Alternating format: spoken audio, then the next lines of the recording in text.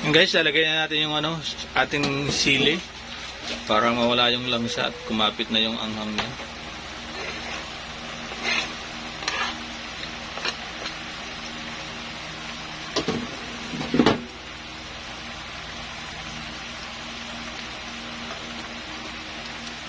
Yan. Bango na. Nakalimutan ko pala yung guys, nakalimutan ko yung tanglad. Tayo nakakuha. Yan, mamaya update ko ulit kayo.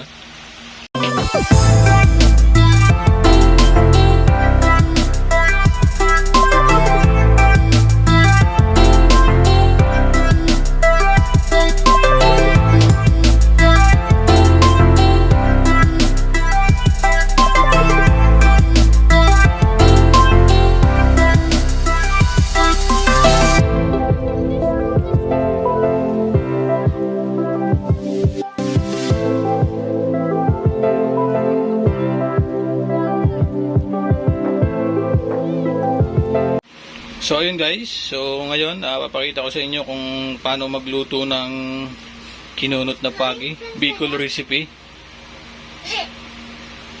Ayan po yung ating rekado, luya, bawang, sibuyas, sili, po yung ating pagi. Ano po yung ating manong. Ngayon gigisahin natin guys, ganito magluto ang sa Bicol. Gisahin muna natin yung bawang, sibuyas, luya.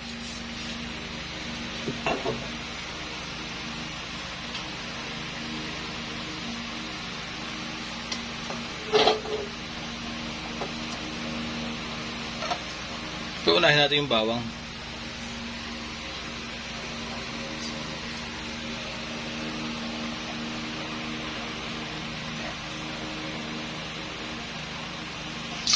Ayan guys, nulog na natin yung bawang. Natin yung sibuyas.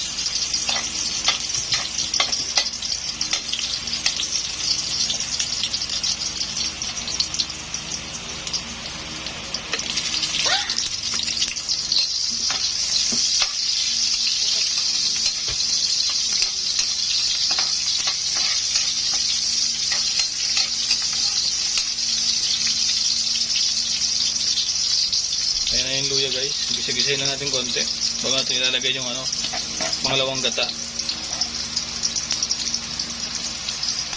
Yung sili hindi natin isasama sa gisa kasi mawawala yung anghang pagka naprito yung sili.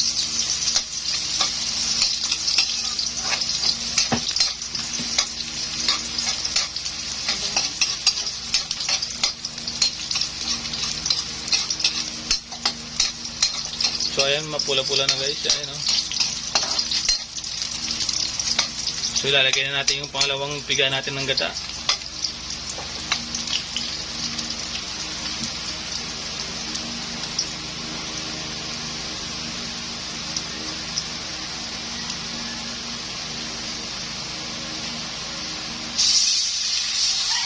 Ayan, habang yung pangalawang piga ng gata mo lahat. Yan. Tapos talagyan natin ng pamintang durog.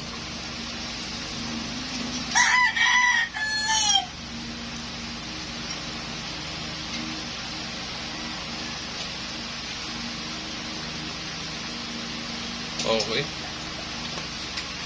Haluin.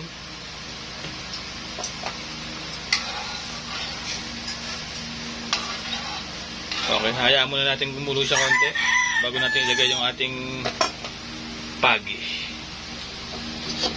So, titingnan natin guys kung kumulo na yung ating pangalawang gata na nilagay. Ayan, kumulo na. So, lalagay na natin yung lalagay na natin yung pagi. Ayan guys, lalagay na natin.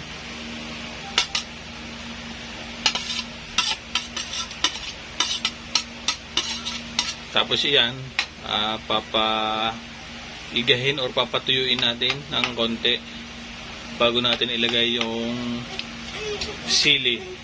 Tapos yung dahon ng malunggay. Ayan guys. So, tatakpan muna natin ulit. Mamaya update ko ulit kayo.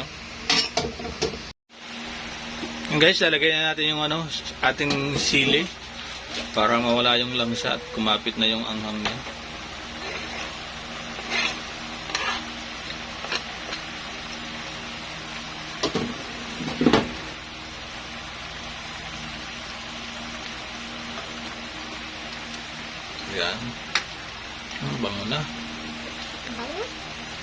Nakalimutan ko pala yung ano guys, nakalimutan ko yung tanglad. Tayo nakakuha. Ayan, so mamaya update ko ulit kayo. So ayan guys, medyo iigan na. Lalagay na natin yung malunggay.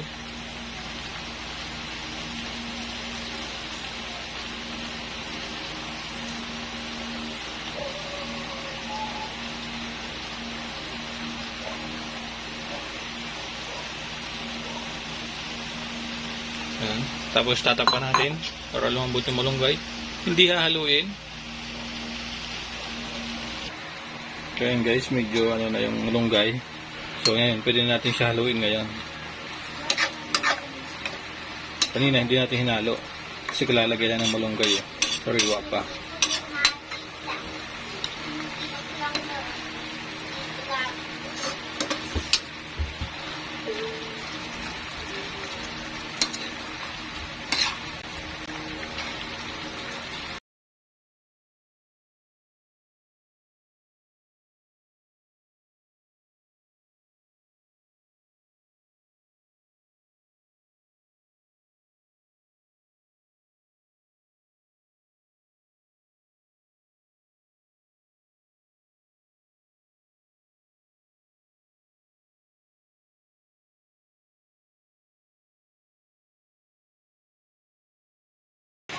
So yun guys, nakakalo na siya. Medyo naiga-iga ng konti. So ilalagay na natin yung pinaka-unang gata natin. Pinaka-puro.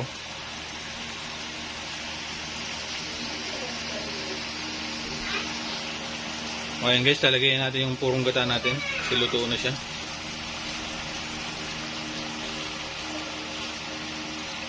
Ayan. So ayan guys, no? Ayan, papaiga-iga na ng konti. Pagkulo niyan, papatuyuin na lang. Ayan po, kumukulo-kulo na yung ating ano, pagi.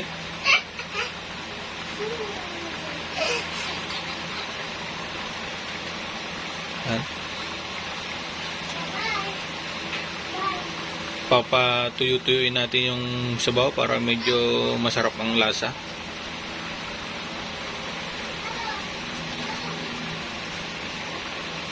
Hindi mahina lang yung apoy.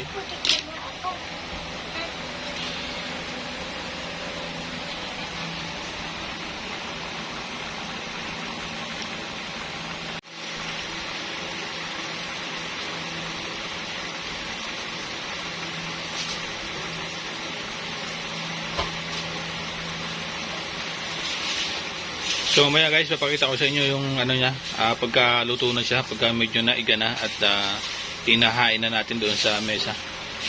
Maya pakita ko sa inyo pagkatapos na.